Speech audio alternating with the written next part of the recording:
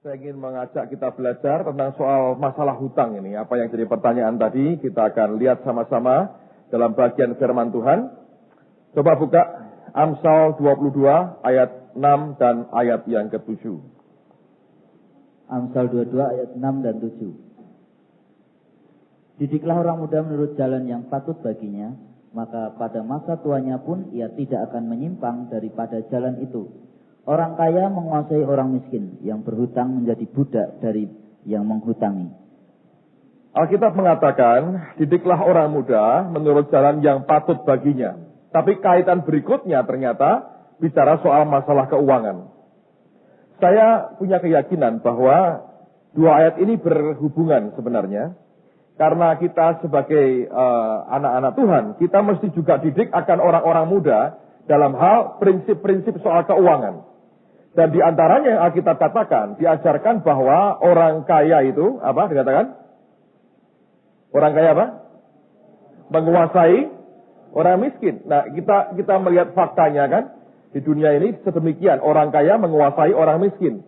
Nah, kalau gereja, orang percaya malu-malu soal kekayaan, ya, karena berkata kekayaan sama dengan dosa, kemiskinan sama dengan kerohanian. Saya berkata secara manusia engkau akan dibawa kekuasaan orang dunia. Karena orang dunia memang mau sekali memiliki akan kekayaan itu. Jadi sebetulnya kalau Allah ingin membuat kita diberkati, bukan semata-mata ingin membuat kita dijerumuskan dalam dosa cinta akan uang. Itu merupakan bagian yang kita harus perhatikan. Jangan sampai kekayaan yang ada kita cintai. Saya pernah berkata akan berubah dari monster yang luar biasa. Tapi hal yang berikutnya dikatakan, orang yang berhutang menjadi apa? Budak orang yang menghutangi. Nah, inilah masalahnya, saudara sekalian. Setiap kali kita berhutang sesuatu, kita ini punya kewajiban untuk membayar. Nah, kalau dalam batasan normal, seperti misalnya kalau Anda dagang ya, ada kemudahan membayar katakanlah 3 bulan, 2 bulan, itu merupakan bagian daripada kemudahan. Tapi kalau sengaja kita memang tidak, utang itu begini ya, utang itu sebetulnya Anda tidak punya kemampuan, bahkan untuk membayar pun tidak punya kemampuan. Tapi keinginan memiliki sesuatu lebih besar dipaksakan sehingga engkau memiliki barang itu. Ya, hutang dalam pengertian memaksa diri itu yang berbahaya. Ngerti ya, saudara ya?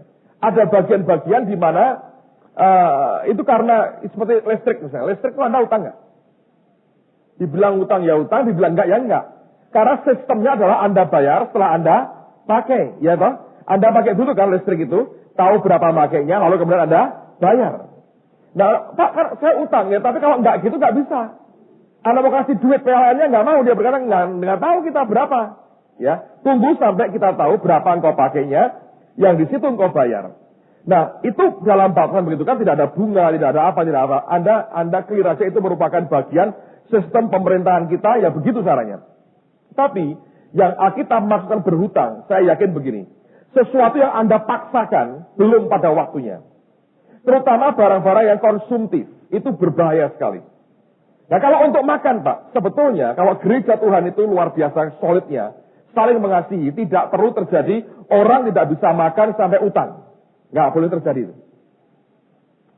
Saya ada sebuah kesaksian begini, cerita sebuah kota kecil.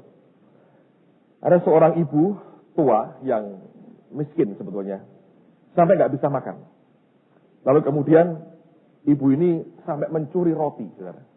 Dia curi roti, ditangkap, ketahuan, dan dibawa ke wali kota. Karena kota kecil sekali, jadi wali kota yang merangkap jadi hakimnya gitu ya. Lalu kemudian didatangkan ke wali kota oleh penduduk kampung itu, kota kecil itu, hampir semuanya kumpul. Mereka berkata, ibu ini harus dihukum katanya. Lalu kemudian wali kota bertanya, ibu apakah engkau salah? Dia bilang, ya Pak Wali Kota, memang aku mencuri. Tapi karena aku lapar, aku perlu makan. Dan dia berkata, kamu salah, kamu denda. Bayar denda.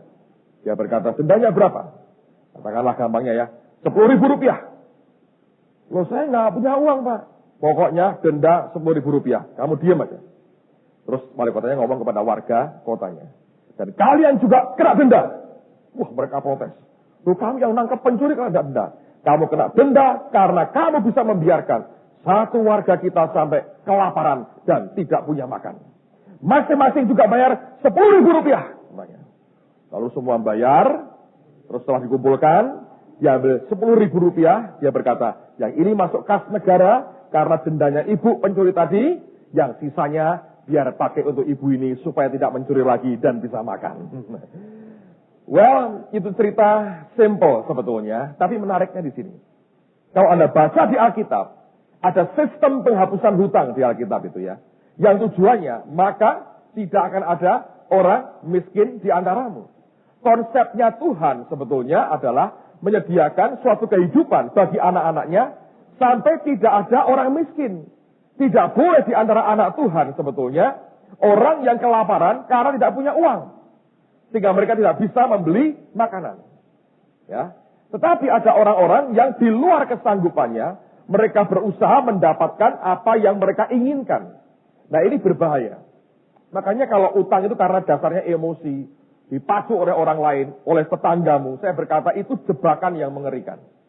Setelah kita berkata orang yang berhutang, jadi budak orang yang utangi. Pertanyaannya, boleh nggak Pak saya utang? Itu pertanyaan sudah salah sebetulnya. Harusnya begini dong pertanyaan iman. Bagaimana caranya saya tidak perlu berhutang? Gitu. Kalau Anda merubah cara pertanyaannya, ya, itu sebetulnya nanti ujungnya akan salah juga jawabannya. Saya berkata daripada tanya, boleh nggak utang? Apa sih nikmatnya utang? Apa sih hebatnya utang? Kerennya di mana? Negara kita dikatakan, wah Indonesia limpah. Di mana dunia tukang utang? Ya kita nggak bisa kan, ini Indonesia, ngutangnya paling banyak. Nggak ada bangganya. Jadi budak orang yang ngutangin, saudara. Sebagai orang percaya, mindset kita, cara berpikir kita harus pertama-tama diubah. Anda mesti berkata begini, bagaimana caranya aku tidak bisa dan tidak perlu berhutang. Nah ini bagian yang kita harus perhatikan. Jangan kita itu hanya berkata, boleh nggak utang, boleh nggak utang. Saya berkata, apa sih nikmatnya utang? Sekarang zamannya kartu kredit. Ada yang punya kartu kredit? Semua orang punya kartu kredit. Saya juga punya kartu kredit. Lalu kemudian orang berkata, pokoknya gesek saja, tinggal tanda tangan. Iya. Tapi bayarnya. Nah, ada skalanya. Anda itu lupa bawa uang. Ini memudahkan. Ya, Anda ke Amerika, ini memudahkan buat saudara. Tetapi, saya disiapin diri. Kalau terpaksa saya mesti pakai, dalam bulan yang sama saya mesti bayar. Tidak usah nunggu tunggaan. Yang tidak boleh kalau saya pakai ini untuk kehidupan sehari-hari. Nggak ada uang, beli saja, gesek saja. Nanti kan kita bisa ngangsur. Itu mentalitasnya sudah kacau sebetulnya. Sebagai anak Tuhan, mentalitas kita harus diluruskan. Jangan ingin ngutang sebetulnya. Ingin pun jangan. Ngutangi kalau perlu. Dan kalau Anda ngutangi, Yesus berkata, kalau engkau meminjami dan engkau meminta kembali, apa lebihnya dari orang dunia? Right? Sekali Anda berkata, Pak saya pinjemin. Anda berkata, baik saya serahkan. Hatimu berkata, kalaupun tidak kembali, tidak masalah buat aku. Anda mesti buat putus hubungan dengan uang yang engkau serahkan kepada orang itu. Ngerti? Jangan di hari apa, waduh kapan baliknya? Anda akan kepahitan. Nah kalau gitu Pak, saya pinjam tidak usah mengembalikan. Itu orang fasik. Yang pinjam harus mengembalikan. Harus itu. Tapi yang minjamin tidak usah minta kembali. Jadi masing-masing bertanggung jawab dengan dirinya sendiri-sendiri. Wah lah kalau gitu saya nggak bisa minjemin Pak. Ya makanya. Kalau Anda datang orang ini dan berkata, Pak saya minta butuh pinjaman Pak. Saya mau ini, mau itu. Saya berkata ya tergantung. Saya berdoa nggak sejahtera tidak saya beri. Satu hari ada seorang teman ngomong ke saya, wah Pak ini ada jemaat yang akan ada proyek besar katanya. Tapi saya ngerti track recordnya, orang ini tuh berkali-kali ngomong apa gagal. Saya ngerti track recordnya orang ini. Tapi kali itu dia datang ke teman saya, meyakinkan sekali proyeknya ini proyek yang luar biasa, profitable, cepat balik uangnya, hanya butuh 3 bulan. Dan dia butuhnya, saya hanya butuh 100 juta Pak. Nah, hanya 100 juta. Lalu kemudian teman saya ini pas tidak ada uang. Datang ke saya, lumayan saudara ya, butuh 100 juta, datang ke pendetanya. Bukan minta didoakan, minta dipinjamin utang. Jadi pendeta suruh minjamin 100 juta. Kalau Tuhan suruh nggak keberatan. Kalau nggak ada tak mintain Tuhan duitnya pasti akan diberi. Dengar gitu saya ngomong begini. Kamu ya, saya bilang sama teman saya ini. Kesalahanmu itu 2. Yang paling fatal, saya berkata pada teman saya ini. Kamu sudah jamin orang lain.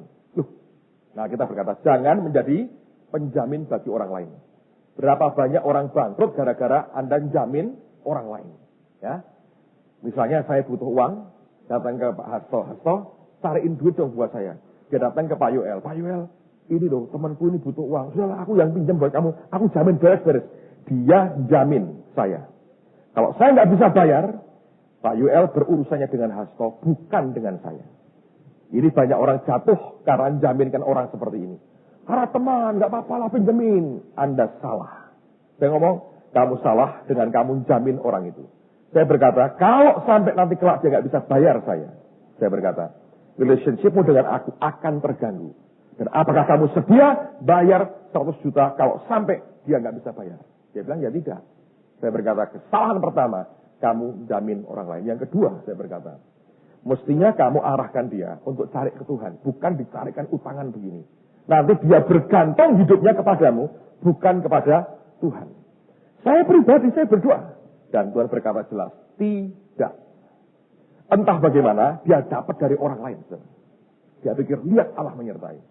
Sampai hari ini, uang itu tidak ada kejelasannya. Sudah setahun lebih. Gone with the wind. Ya, hilang, saudara.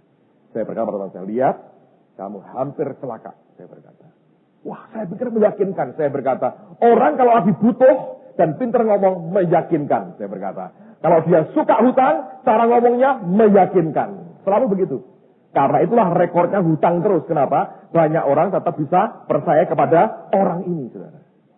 Nah, saya berkata sekali lagi, hutang tidak ada nikmatnya. Ya, sejauh-jauh kita bisa hindari itu. Apalagi yang terikat, ada bunga, ada segala macam. Kalau bisa Anda, Anda beli TV, Pak, saya nggak mau beli TV, saya perlu nonton TV ini, Pak. Saya harus utang. Nah, itu TV kalau Anda nggak bisa tutup sisanya, kan nggak mungkin dapat tabungnya aja, kan nggak mungkin, saudara. Gitu. Kalau Anda tanah, masih mungkin. Dengan perjanjian tapi.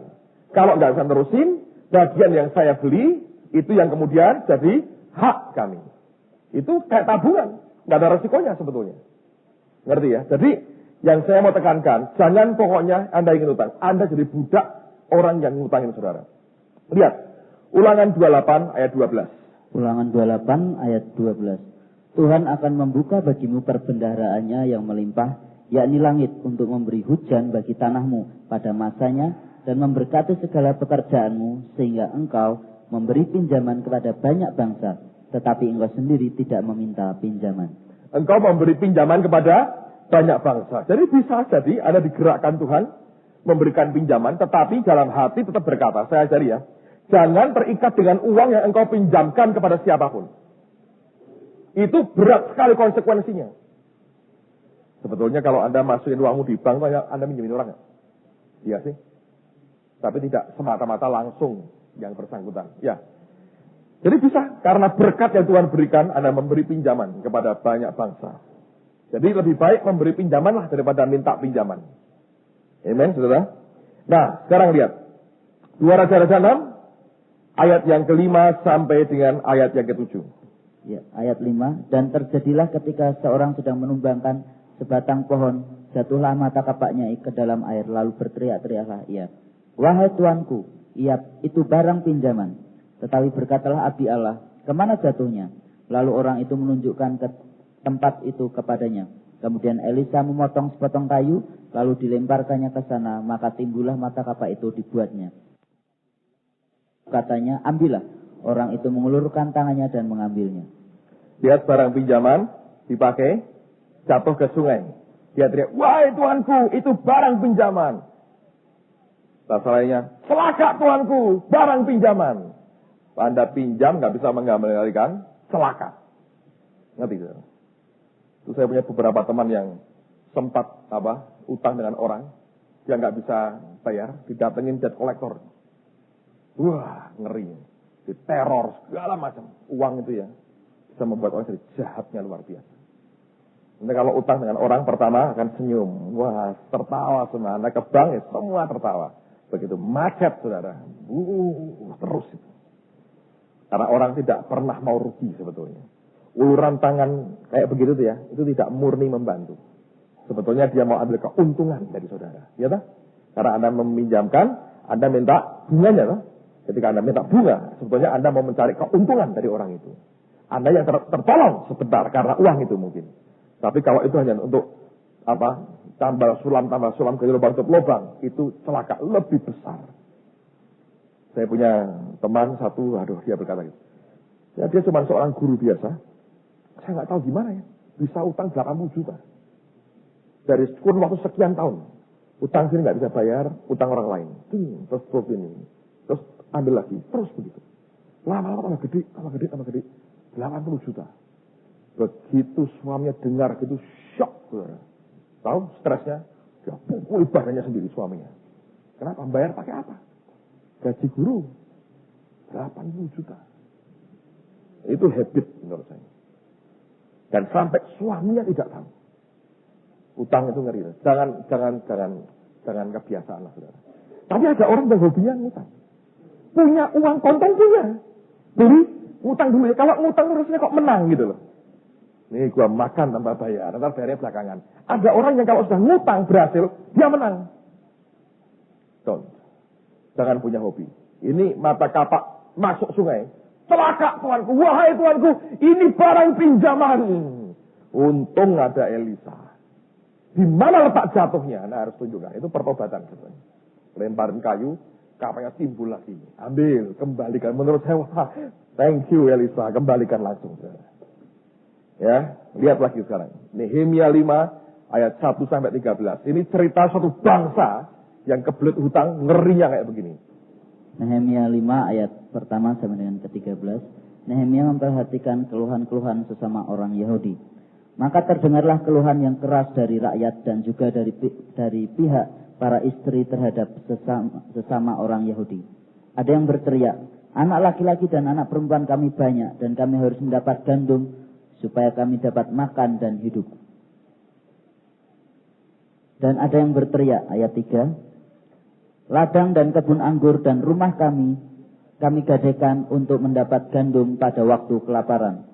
Juga ada yang berteriak, kami harus meminjam uang untuk membayar pajak yang dikenakan raja atas ladang dan kebun anggur kami. Sekarang walaupun kami ini sedarah sedaging dengan saudara-saudara sebangsa kami, dan anak-anak kami sama dengan anak-anak mereka, namun kami terpaksa membiarkan anak-anak lelaki dan anak-anak perempuan kami menjadi budak, dan sudah beberapa anak perempuan kami harus membiarkan diri dimiliki orang. Kami tidak dapat berbuat apa-apa, karena ladang dan kebun anggur kami sudah di tangan orang lain. Maka sangat marahlah aku ketika aku dengar keluhan mereka dan berita-berita itu. Setelah berpikir masak-masak, aku menggugat para pemuka dan para penguasa. Kataku kepada mereka, masing-masing kamu telah makan riba dari saudara-saudaramu. Lalu kuadakan terhadap mereka suatu sidang jemaah yang besar. Berkatalah aku kepada mereka, kami selalu berusaha sedapat-dapatnya untuk menebus sesama orang Yahudi yang dijual kepada bangsa-bangsa lain. Tetapi kamu ini justru menjual saudara-saudaramu supaya mereka dibeli lagi oleh kami. Mereka berdiam diri karena tidak dapat membantah. Kataku, tidaklah patut apa yang kamu lakukan itu. Bukankah kamu harus berlaku dengan takut akan Allah kita untuk menghindarkan diri dari cercaan bangsa-bangsa lain, musuh-musuh kita. Juga aku dan saudara-saudaraku dan anak buahku telah membungakan uang dan gandum pada mereka. Biarlah kita hapuskan hutang mereka itu. Biarlah kamu kembalikan kepada mereka hari ini juga ladang mereka, kebun anggur, kebun zaitun, dan rumah mereka. Pula hapuskanlah hutang mereka, yakni uang serta gandum, anggur, dan minyak yang kamu tagih daripada mereka. Berkatalah mereka, itu akan kami kembalikan, dan kami tidak akan menuntut apa-apa dari mereka. Kami akan melakukan tepat seperti yang engkau perintahkan. Lalu aku memanggil para imam dan menyuruh mereka bersumpah bahwa mereka akan menepati janji mereka. Juga aku bebaskan lipatan bajuku sambil berkata, demikianlah setiap orang yang tidak menepati janji ini akan dikebas Allah dari rumahnya dan hasil jeripayahnya. Demikianlah ia dikebas dan menjadi hampa. Dan seluruh jemaah berkata, amin. Lalu memuji-muji Tuhan. Maka rakyat berbuat sesuai dengan janji itu. Lihat saudara, satu bangsa ya. Kok kelibat utang seperti itu. Kacau semua. Saya perhatikan gereja juga sama. Ada gereja yang isinya orang itu, ini utang sama ini, utang sama ini. Itu bom waktu. Tinggal tunggu waktunya, boom, meledak saudara. Ya, saya pernah satu kali dihadapkan dua saudara sendiri. Mereka saling utang. Ya, si A utang si B nggak bisa bayar. Jadi datang ke saya minta keadilan. Dua-dua tak marahin, salah. Yang utang saya bilang kamu salah utang kayak begini. Kamu cara hidupmu nggak benar, tak marahin. Yang ngutangin saya bilang kamu juga salah. Ngutangin kok nagih. Dia bilang, ya uang saya kok, bahasa Alkitab, saya bilang. Yang utang saya bilang, kamu salah nggak bayar. Yang ngutangnya saya bilang, kamu salah nagih. Dua-duanya kecewa. Wah, dipikir si A, saya dibelain si B, pikir si B saya belain si A. Saya bilang, saya nggak bela dua-dua. Saya bilang, saya marahin dua-dua. Kamu utang-utang sendiri, aku nggak dilibatkan. Untung mendingan ada komisinya. Problemnya muncul, aku sudah ngerasain. Saya bilang, salah dua-duanya. Tuhan itu baik. Yang si B diberkati, bisa bayar si A. Berikut bunganya. Dan diterima bunganya. Bayangin. Ya, Anda jangan berkata, oh kok gitu ya Pak ya. Oh duit kok saudara. Duit itu ya tidak kenal saudara, tidak kenal apa-apa. Kalau Anda cintai, Anda jadi monster. Believe. Makanya saya berkata, jangan suka utang lah. Jangan. Itu akan menimbulkan problem yang mengerikan. Lihat satu bangsa kacau balau. Sampai rela jual istrinya, bukan istri, anaknya orang dijual untuk nutup hutangnya dia. Sengaja gitu. Jahat. Kalau sudah uang itu main dalam hidup kita, even dalam gereja, jahatnya luar biasa. Jadi saya mendorong saudara, jangan punya hobi utang. Oke? Lihat lagi, 2 Raja-Raja 4, ayat 1 sampai dengan ayat yang ke-7. 2 Raja-Raja 4, ayat 1 sampai dengan 7. Minyak seorang janda. Salah seorang dari istri-istri para nabi mengadukan halnya kepada Elisa sambil berseru, hambamu suamiku sudah mati, dan engkau ini tahu bahwa hambamu itu takut akan Tuhan. Tetapi sekarang penagih hutang sudah datang untuk mengambil kedua orang anakku menjadi budaknya. Jawab Elisa kepadanya, apakah yang dapat kuperbuat bagimu? Beritahukanlah kepadaku apa-apa yang kau punya di rumah. Berkatalah perempuan itu, hambamu ini tidak punya sesuatu apapun di rumah, kecuali sebuah buli-buli berisi minyak. Lalu berkatalah Elisa, pergilah, mintalah bejana-bejana dari luar, daripada segala tetangga-tetanggamu, bejana-bejana kosong, tetapi jangan terlalu sedikit. Kemudian masuklah, tutuplah pintu sesudah engkau, dan anak-anakmu masuk, lalu tuanglah minyak itu ke dalam segala bejana. Mana yang penuh, angkatlah. Pergilah perempuan itu daripadanya, ditutupnyalah pintu sesudah ia dan anak-anaknya masuk, dan anak-anaknya mendekatkan bejana-bejana kepadanya, sedang ia terus menuang. Ketika bejana-bejana itu sudah penuh, berkatalah perempuan itu kepada anaknya, dekatkanlah lagi kepadaku sebuah bejana lagi. Tetapi jawabnya kepada ibunya, tidak ada lagi bejana. Lalu berhentilah minyak itu mengalir. Kemudian pergilah perempuan itu memberitahukannya kepada abdi Allah. Dan orang ini berkata, pergilah, jualah minyak itu, bayarlah hutangmu, dan hiduplah dari lebihnya, engkau serta anak-anakmu. Ya, kalau Anda perhatikan ya, bahkan Nabi pun utang. Keluarganya. Ini kan grupnya Elisa. Punya utang. Jadi hutang itu merambah di mana-mana. Tapi saya berkata, lihat semua orang yang mengalami hutang ini. Problem. Nah sekarang ya pertanyaan gini. Sebenarnya apa sih akarnya hutang itu di mana? Coba buka dulu Matius 6 ayat 19 sampai 24. Matius 6 ayat 19 sampai dengan 24. Hal mengumpulkan harta. Janganlah kamu mengumpulkan harta di bumi ngengat dan karat merusakkannya, dan pencuri membongkar serta mencurinya. Ayat 20. Tetapi kumpulkanlah bagimu harta di surga ngengat dan karat tidak merusakkannya, dan pencuri tidak membongkar serta mencurinya. Karena di mana hartamu berada, di situ juga hatimu berada. Mata adalah pelita tubuh. Jika matamu baik, teranglah seluruh tubuhmu. Jika matamu jahat, gelaplah seluruh tubuhmu. Jadi jika terang yang ada padamu gelap, betapa gelapnya kegelapan itu.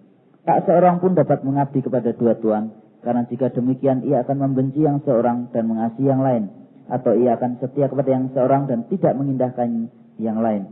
Kamu tidak dapat mengabdi kepada Allah dan kepada Mammon. Ada dua istilah yang dipakai yang Anda harus perhatikan.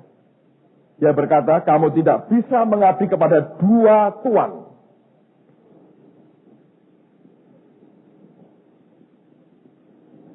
Tuan yang pertama siapa? Allah. Tuhan Yesus buat kita, ya. Tuhan yang kedua siapa? Mamon. Saya sering berkata, saingan Yesus dalam hidup kita adalah uang, mamon. Nah, ini merupakan satu pengertian yang Anda harus pegang baik-baik. Kata mamon, mamon sebetulnya adalah dewa dari bangsa Asyur. Ya. Dan nama mamon artinya compounded interest. Atau bunga berbunga. Bunga yang dibungain lagi. Nah, bangsa Asyur inilah bangsa pertama kali yang menemukan sistem perbankan. Dengan cara meminjamkan uang dengan bunga. Lalu ada juga tukar-menukar uang. Itu pertama-tama, originally, ya, meminjamkan uang dengan bunga dan tukar-menukar uang itu dari bangsa Asyur. Dan mereka menyembah dewa yang namanya Mamon. Dan menariknya, kata Mamon artinya compounded interest. Interest itu bunga. Compounded interest artinya bunga yang berbunga. Anda tahu bunga berbunga, ya? Kalau Anda pinjam 50.000 hari ini, setahun kemudian bisa puluhan juta mungkin. Karena bunga berbunga. Dan tinggi biasanya. Nah, ini jerat, saudara. Dengan kata lain sebetulnya, hutang itu bisa mentalitas kita, hutang juga bisa spirit. Tapi akarnya itu dari roh jahat. Yang sampai merasuk ke dalam benak orang, dalam pikiran orang. Kalau Anda mau tahu negara di mana hutang tingginya luar biasa itu sebetulnya bukan Indonesia. Amerika Serikat. Seluruh sistemnya sudah diatur begitu rupa bahwa hutang merupakan kewajiban. Harus hutang. Contohnya begini. Kalau saya mau beli rumah, ya, saya bilang saya mau beli rumah let's say yang harga $300,000 US. Maka saya nggak punya uang segitu. Datang ke bank. Dia akan lihat akan track record saya. Apakah selama ini saya seorang penghutang yang baik. Artinya saya pinjam, saya ngangsurnya itu lancar. Nah, kalau saya rekornya banyak utang tapi lancar, itu mereka berkata track recordnya baik. Kalau saya nggak pernah utang, mereka berkata track recordnya jelek. Ini orang nggak pernah utang. Tidak pernah kita ketahui apakah dia mampu bayar nggak.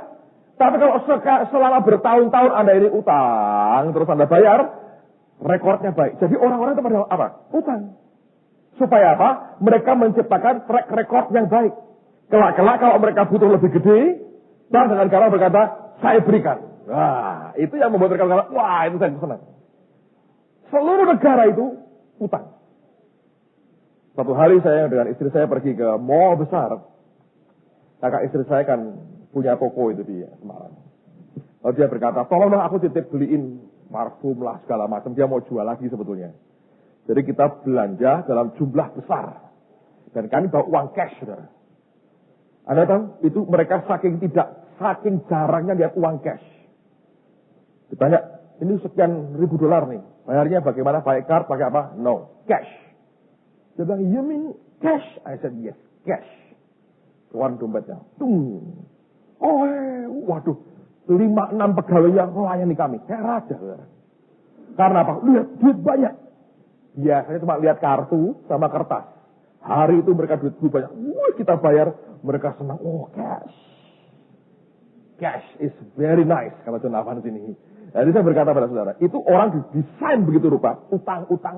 Makanya ya. Seumur hidup orang Amerika itu. Kerjanya apa? Bayari utang. Tiap bulan itu gaji dipotong. Ini untuk rumah, untuk mobil, untuk apa. Terus. Dan puluhan tahun. Nggak pernah habis. Dan orang-orang itu keren kelihatannya. Tapi budak dari orang yang ngutangin. Tapi menurut saya, sengaja memang setan mau buat itu. Saya punya kaitan begitu. Satu hari, kalau Anda sudah terikat dengan utangnya. Sudah jadi sistem begitu rupa. Semua ada sistem dikena kuasai. Kalau yang pegang keuangan dunia dipegang antikris. Dirubah. Seluruh sistem akan dikuasai dia. Di situ nanti ya, 666 di Alkitab akan terjadi. Kalau Anda jadi budaknya orang, apa boleh buat? Sistemnya kita mesti ikuti. Nah sekarang dipercepat ya, ini nyumbang sedikit, dipercepat dengan Karena masalah September tanggal 11 tahun lalu ketika ada teroris menghancurkan WTC, building yang di New York itu sampai begini saudara. Sampai sekarang udah dicoba ya. Beberapa orang itu sampai begini saudara. Sampai sekarang udah dicoba ya. Beberapa orang sebagai uji coba dimasukin chip di tangannya. Sebesar sebutir beras. Dimasukin. Jadi ini orang kemanapun akan ketahuan. Saya sudah ngomong lama, saya berkata ini akan terjadi. Karena orang lebih aman. Katakanlah gini, let's take ini. Seseorang nembak orang. Bang. Gitu.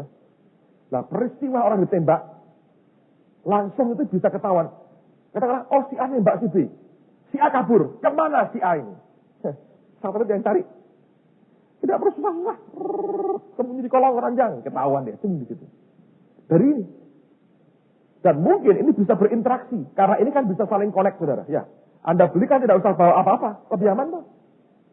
Gitu aja. Sekarang kan ada kartu yang, kartu apa ya istilahnya. Kartu diskon atau apa yang motong rekening Anda. Anda tidak usah utang, tapi Anda debit ya. Nah, itu kan sama. Tapi sekarang masih pakai kartu. Kan bisa hilang. Kalau ditanam, nggak bisa hilang. Ya. Ini Anda pernah punya penyakit apa segala macam, ini di sini. Kalau kecelakaan, orang ini bagaimana? Nggak usah tribut, cek aja langsung. Semua rekodnya keluar. Keluar. Ketahuan, oh ini pernah kena diabetes, segala macam. Ketahuan semua. Orang berkata, nah kita tahu cara bagaimana menanganinya. Memang benefitnya banyak sekali.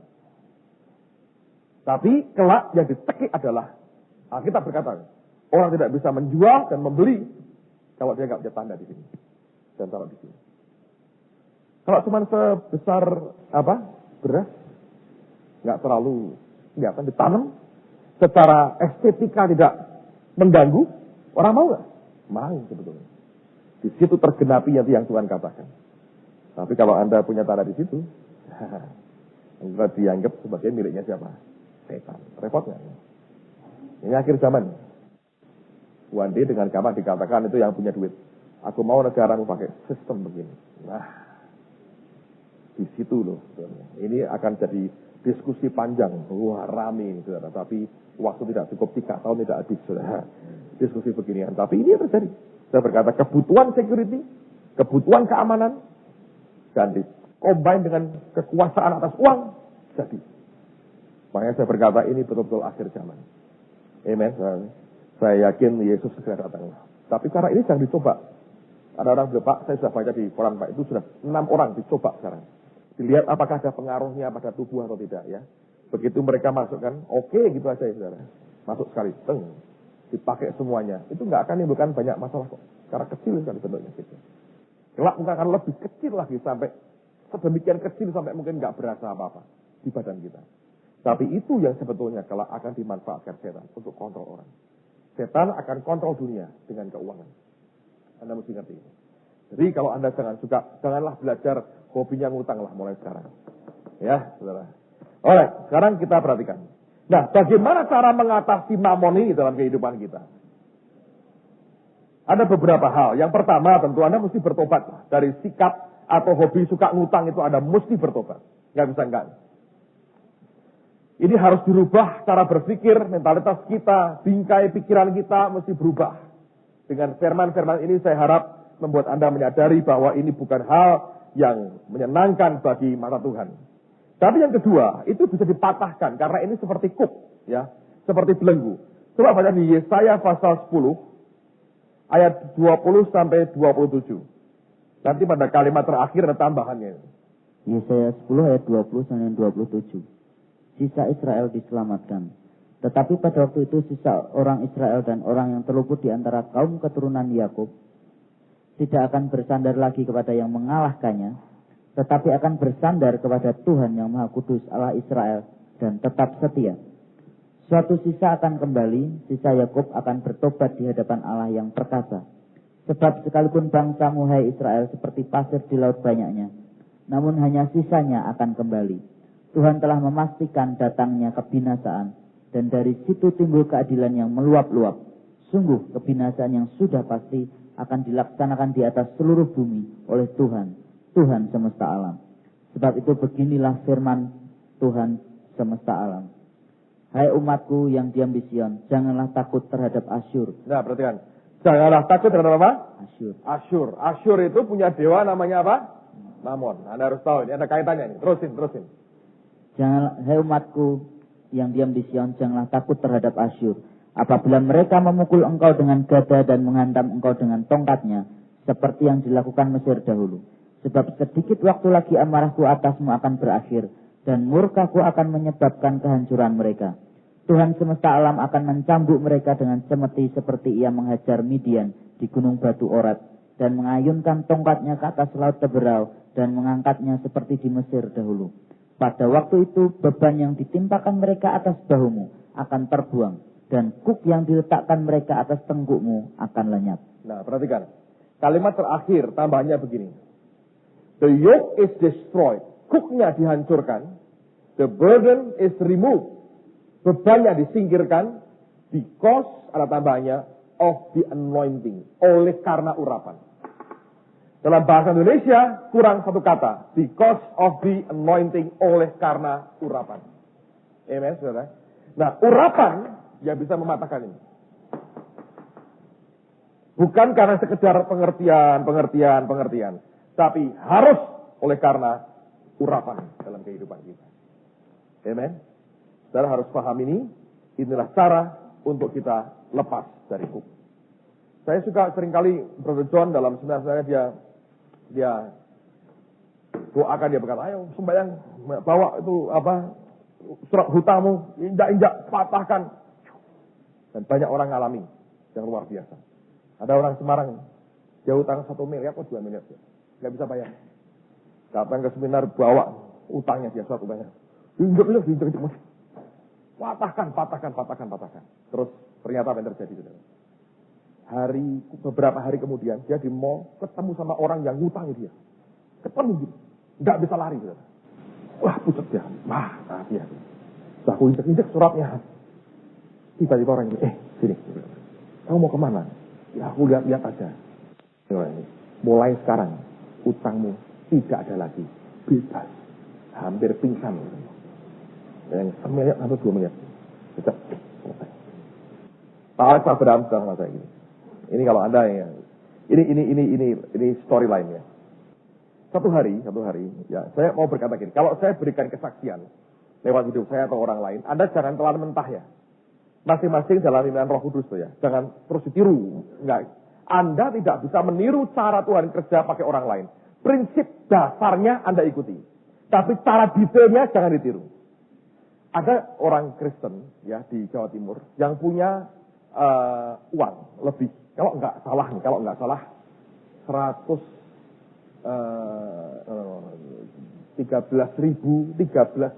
US dollar. 13.000 US, kalau nggak salah 13.000 US. Nah, datang ke Pak Alex. Dia kan lagi bangun dom waktu itu di Nginden ya. Dia, Pak Alex, aku ini punya uang nganggur 13.000. Apa gereja mau pakai dulu? Tawari nih. Sebulan lah boleh Pak. Setelah itu kembalikan ke saya Pak. Karena saya butuh untuk impor barang. Tapi sebulan ini 13.000 nganggur Pak. Gimana kalau buat Bapak? Wah, ini pendeta ini memang nekat. Boleh. Pakai 13.000 pakai. Saya tidak ngajari Anda begitu deh. Ya. Tadi ya sama atau beli LCD yang juga utang sama jemaat. Ini case-nya agak sedikit lain. Jadi kalau tadi ribut, ini ujungnya nggak ribut. Saudara. Makanya saya berkata, jangan tiru metodenya. Ikuti prinsipnya, Anda jalan dengan Tuhan secara pribadi. Lalu sebulan lewat, kurang 2 hari, diingatkan orang. Pak, 2 hari lagi atau besok, ya saya lupa persisnya, kita mesti bayar loh Pak. Berapa? 13.000. Uangnya nggak ada. Kas gereja, nol, nggak ada. Waduh, gimana Pak? Kamu diam aja. Dia bawa surat tanda bukti utangnya itu ya. Dia naik ke balkon gereja sambil doa.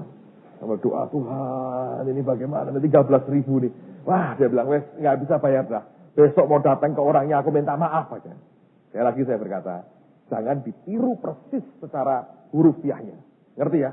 Pengalamanmu bisa berbeda. Anda tiru, resiko Anda tanggung sendiri. Saya beri peringatan saudara-saudara ya. Setiap orang itu dengar ya, level imannya berbeda-beda. cara Tuhan bawanya berbeda-beda. Tapi beberapa kebenarannya Anda bisa pegang. Dia bawa kan, Tuhan ngomong gini. Bahasa Jawa, suwen. Tahu, sobek. Loh ini surat utang. Dia ngomongin, suwen. Sobek katanya. Sobek kan, sobek. Wah, sobek-sobek sama dia. Dalam nama Yesus dibuang, diinjek-injek. Selesai, sudah. Terus, apa uang datang? Tidak datang uangnya. Sampai keesokan harinya, pagi-pagi dijemput mau ke kota itu, tetap gak ada uang. Yang bilang, Pak, ada uangnya? Gak ada. Terus, kamu diam aja. Kita pokoknya ngadepin orang itu. Datang, cerita panjang lebar. Cerita, wah ini begini. Terus ngomong soal sistem gereja.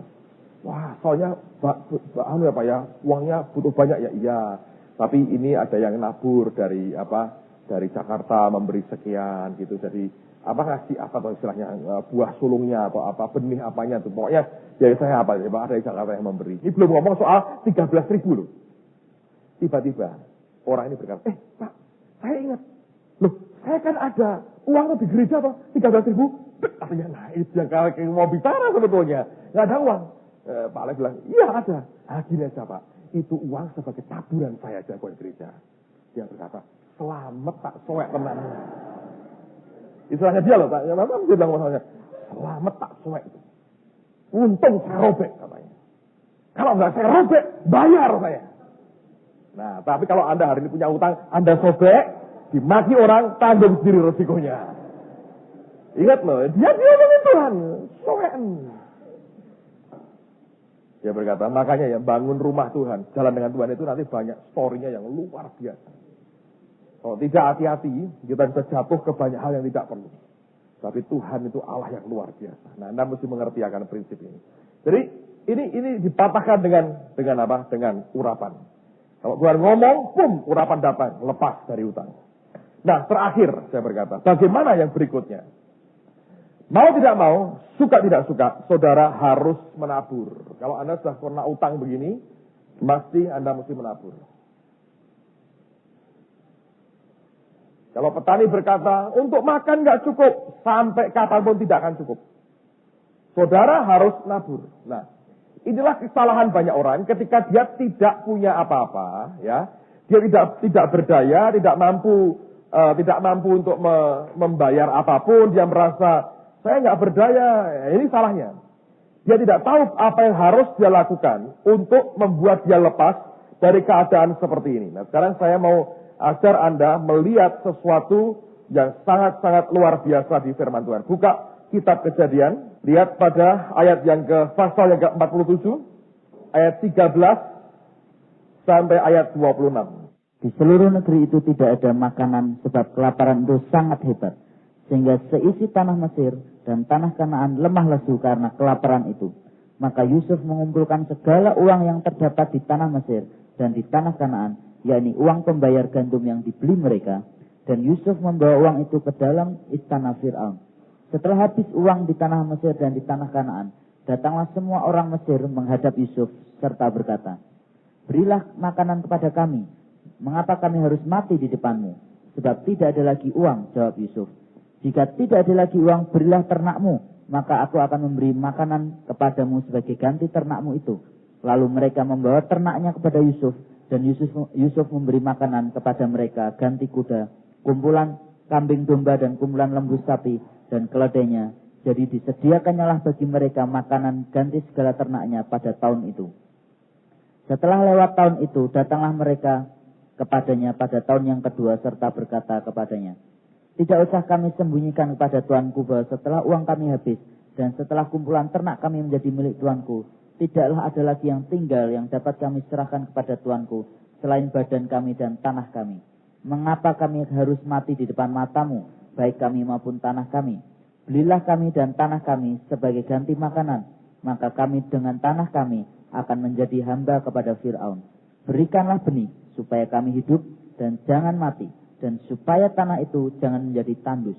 Lalu Yusuf membeli segala tanah orang Mesir untuk Fir'aun, sebab orang Mesir itu masing-masing menjual ladangnya, karena berat kelaparan itu menimpa mereka. Demikianlah negeri itu menjadi milik Fir'aun.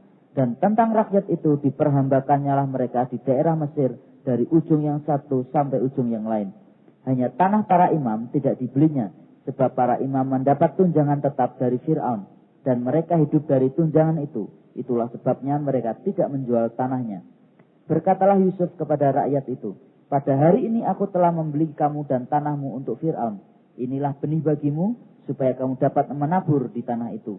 Mengenai hasilnya, kamu harus berikan 1/5 bagian kepada Fir'aun, dan yang 4 bagian lagi, itulah menjadi benih untuk ladangmu dan menjadi makanan kamu, dan mereka yang ada di rumahmu, dan menjadi makanan anak-anakmu. Lalu berkatalah mereka, engkau telah memelihara hidup kami, asal kiranya kami mendapat kasih tuanku, biarlah kami menjadi hamba kepada Fir'aun. Yusuf membuat hal itu menjadi suatu ketetapan mengenai tanah di Mesir sampai sekarang, yakni bahwa 1/5 dari hasilnya menjadi milik Fir'aun, hanya tanah para imam tidak menjadi milik Fir'aun. Perhatikan, ini pertanyaan banyak orang. Pak, kalau kami kekurangan, gak punya apa-apa. Cerita ini memberikan gambaran bagus sekali. Minimal 3 kali kalau kita perhatikan. Kesalahan yang dibuat oleh orang Mesir adalah mereka selama ini mencoba meminta makanan. Gandum itu makanan. Terus makanan. Ya. Ketika kelaparan terjadi, mereka minta apa? Makanan. Apapun yang namanya makanan tidak bisa berlipat kali ganda. Amen. Sampai uang mereka habis, sampai ternak mereka habis, sampai habis semua, tidak bisa berlipat kali ganda. Satu hari mereka sadar, kalau aku minta semua ini terus, dan aku diberi, seluruhnya habis. Terakhir mereka berkata, beri kami benih. Nah ini pinter. Saya sampaikan begini ya, saya ajar ke banyak orang.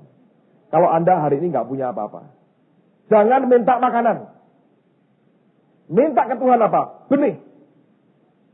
Gini caranya. Tuhan, aku mau nabur. Berapa yang aku mesti tabur Tuhan? Jangan ngomong misalnya 10 juta misalnya ya. Berikan dong benihnya kepadaku. Untuk aku bisa memberi 10 juta. Nanti ya, kalau Allah berikan kepada saudara, kalau anda punya ya Anda nggak usah minta begitu. Itu namanya bohong-bohongan. Dari yang engkau ada. Tapi kalau betul-betul minus sampai nggak punya apa-apa lagi. Betul nggak ada apa-apa lagi. Jadi kau berkata, lepasnya bagaimana? Urapan. Yang kedua, Anda perlu nabur. Tapi nggak punya uang Pak. Minta benih. Beri aku Tuhan. Nanti mendadak ada orang akan memberi Anda. Ada uang 10 juta misalnya. Nah, jangan dimakan itu. Dimakan game over saudara. Habis saja. Yang itu Anda minta, taburkan. Ada nuena. Pasti nuena. Nah, tuayan itu nanti dibagi 2. Sebagian makanan, engkau makan. Sebagian berupa benih lagi. Ngerti? Dari semua yang engkau punya ini, harus dibagi 2. Ada yang makan untuk engkau makan, ada yang benih engkau tabur. Kalau engkau sudah nuai, dimakan semua, ya habis lagi.